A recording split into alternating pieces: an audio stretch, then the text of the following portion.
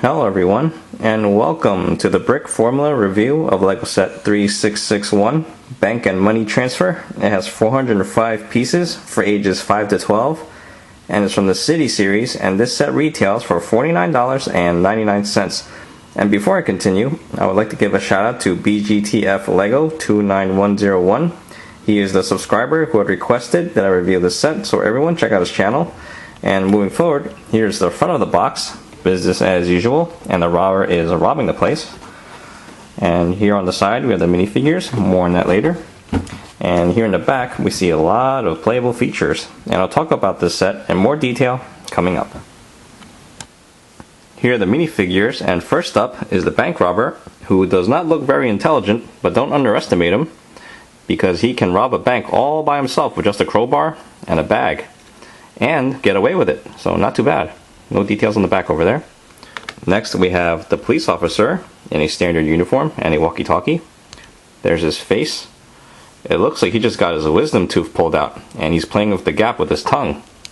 Yep, he's going to be doing that all day. Next we have the armored truck driver, and here he is.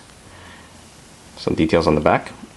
He looks a little bit expressionless to me, which is probably what can happen to you if you drive a truckload of money every day and you're not allowed to take a penny. And finally, we have the bank assistant, who is dressed to impress. Very nice. It's funny that if you come with an assistant, you should have a manager too. For all I know, she's probably running the whole thing, which would make her a really ideal bachelorette.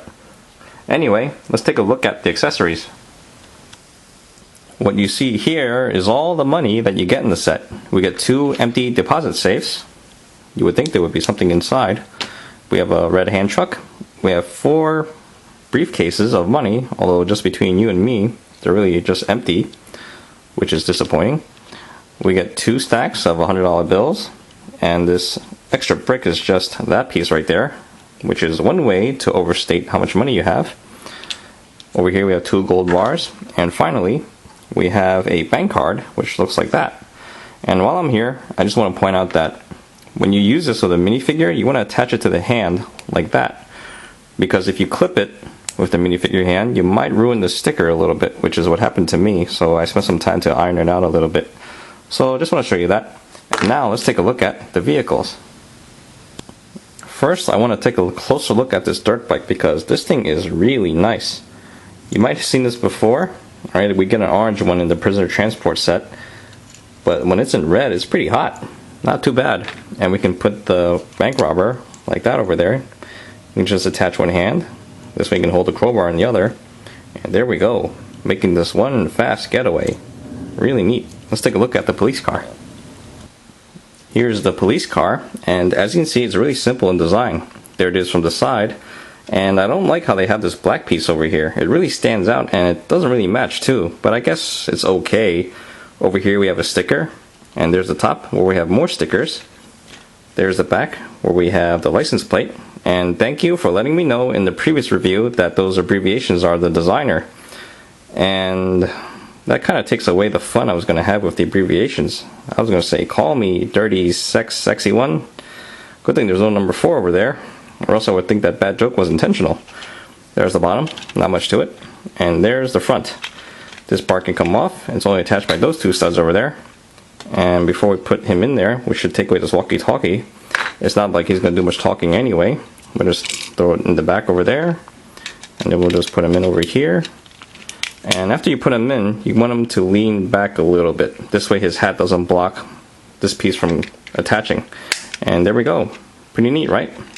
Now to take a look at the really neat armored truck. And here it is. It's really cool. Here it is from the side, and that's a sticker that you see there, and this part can open up, and that's where you can put the deposit safes. And as you can see, there's one in there already. We'll just slide this one in there and close it up. And here it is from the top.